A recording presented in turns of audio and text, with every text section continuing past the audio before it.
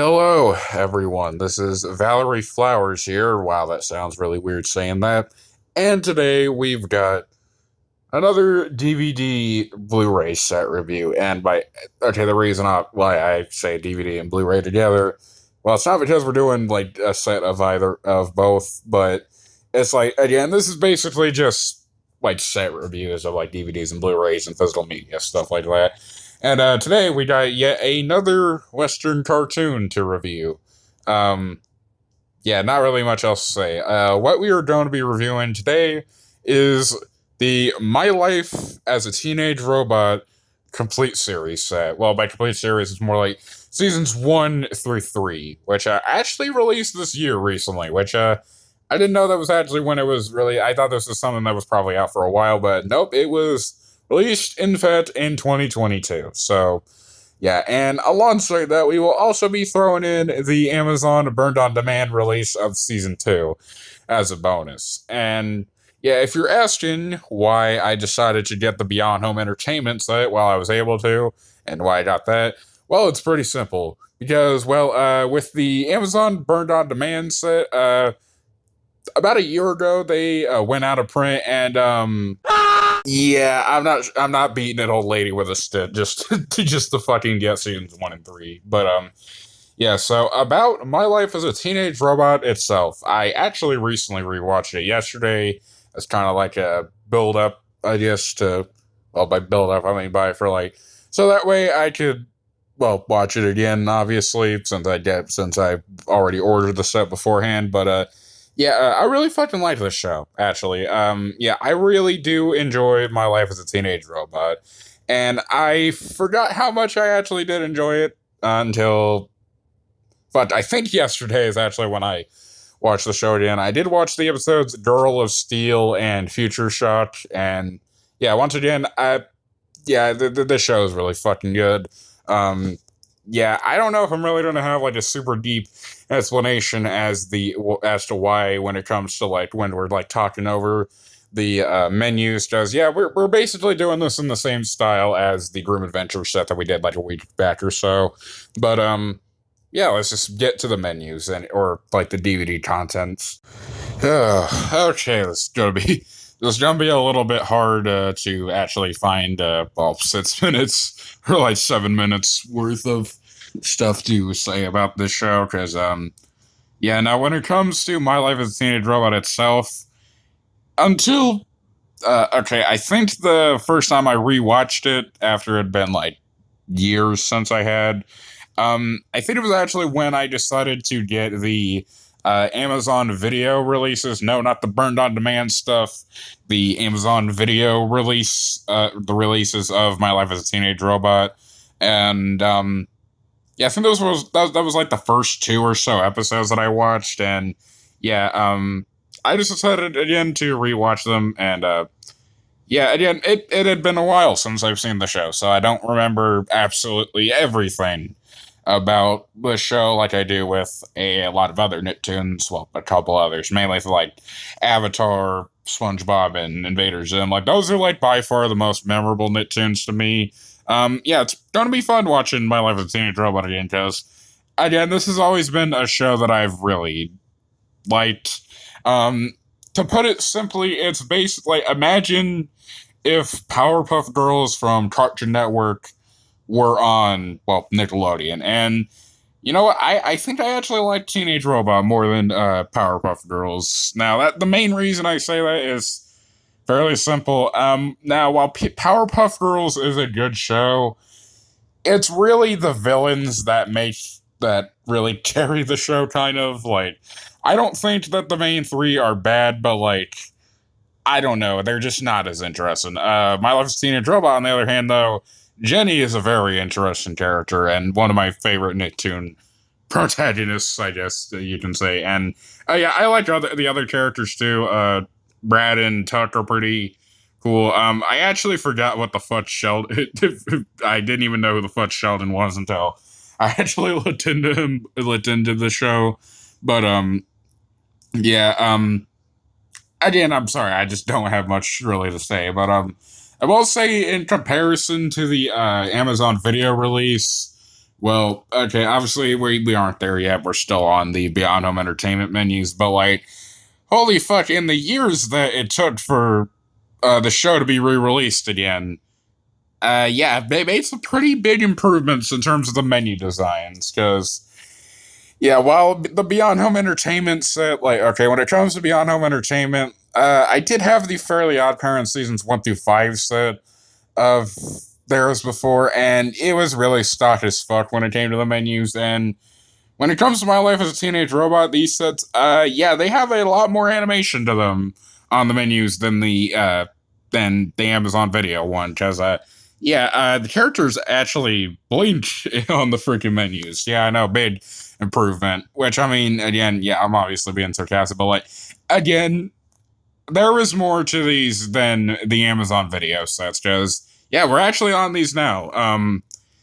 Yeah, the Amazon Video sets or Amazon Burn on Demand sets are not exactly what I would call the highest quality in the sense of just, well, they look just pretty much just like basically official bootlegs, if that makes any sense. But Beyond Home Entertainment, they definitely get props. They also actually have the episode segments together, because it's kind of weird. Like the Amazon Burn on Demand sets, they have every single episode separately, but when it comes to Beyond Home Entertainment, they keep them together. Now, My Life as a Teenage Robot, I think it's one of the more episodic, I guess, action cartoons out there, because a lot of the action cartoons from this time period were a lot more serialized and, well, they were more beefy in terms of the length. And by beefy, I mainly mean by they were like 20 minutes instead of like 11-minute episode segments.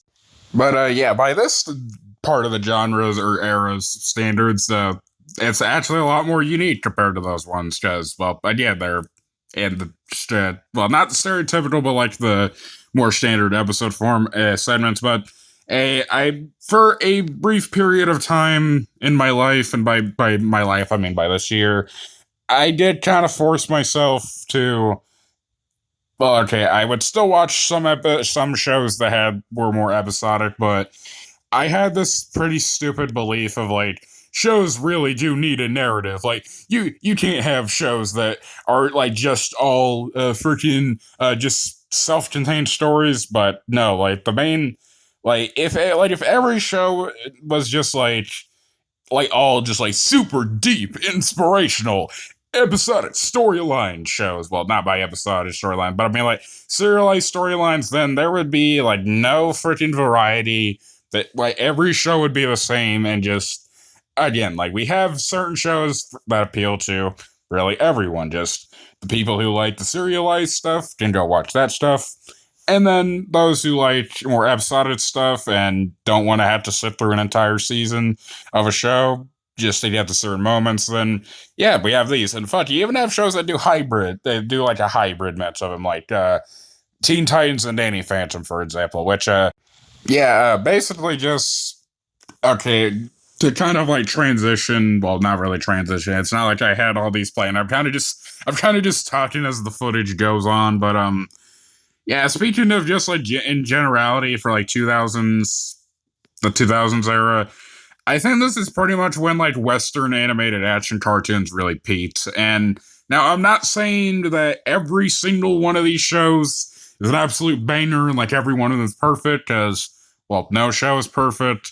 But like, there were some pretty freaking great, actually, action cartoons from the West in the 2000s. Like, for example, this show, My Life as a Teenage Robot, Teen Titans, Danny Phantom, Avatar: The Last Airbender, Mediaset Solar, which is pretty fucking underrated, and I would suggest you guys go watch, or you people go out there and watch that show if you can get a hold of it. Oh shit, I was about to say Charlie Uncle, but that's a French cartoon. But now again, you do obviously have your more generic action cartoons from this time period, but like again, for the couple that I did mention, these are all pretty fucking good shows. They're obviously different from one another, like they're not obviously all the same, and yeah, that's a good thing, because not only are they different from each other, but they all do certain things very well. Like Avatar pretty much does nearly everything well to be frank, the story is fucking fantastic. And okay, I've gone on about Avatar all the time, so I'm not gonna completely let this take it up. But with Teen Titans, yeah, I know a lot of people still believe the whole it's overrated thing. Which I mean, listen, if you don't like Teen Titans, that's fine. Just please, don't just say it's overrated because fan base and be on your way. Just like try to come up with some reasons. But personally, I like Teen Titans because the characters all feel pretty human. They get developed fairly well. Now, not all of them are like they just completely change into different people, but like the progression feels natural. And yeah, I do like the hybrid between like story, serialized, and episodic. Then you have Danny Phantom, which I really liked that show as well. Even went on to say that I liked season 3. Yeah, again, with Danny Phantom, it has surprisingly a lot of meaning to it, with like the whole ghost society thing. Well, not ghost society, but I meant like the dead, like how ghosts are treated unfairly by humans, and Danny and then they all grow to accept Danny. And like, okay, I could explain that better, but I fucking suck at explaining things. But yeah, this show right here, like I said, it's basically like Powerpuff Girls, but better. And I like the characters, and the humor is pretty funny. Metasitsalar is like a full-on fucking anime parody, and it's fucking fantastic. Again, unfortunately, there's no like fucking official DVD releases of that in America, which again is quite cheap. But yeah, like if you can find like some custom made sets of it, I would recommend that. But yeah, just oh yeah, another one that I found pretty good was X-Men Evolution. Well, okay, I think that show was produced in America. I know the Canadian cast, or like the voice cast, was done in like the voice acting work was done in Canada, and the animation was done in Japan. But that was pretty good. Again, well, okay, I don't know why. Again, I tend to throw in again a lot, even though it's like the first time I say it. It is more generic than the other action cartoons I did mention, but still, they're like it's good. The first 2 Ben 10 series are pretty nice too. But yeah, I think that's about it for all I'd like to say. Yeah, not really much else to say. I'll try to like speed up the footage a bit more to where it like lines up with where this is ending. But yeah, see y'all in the next video.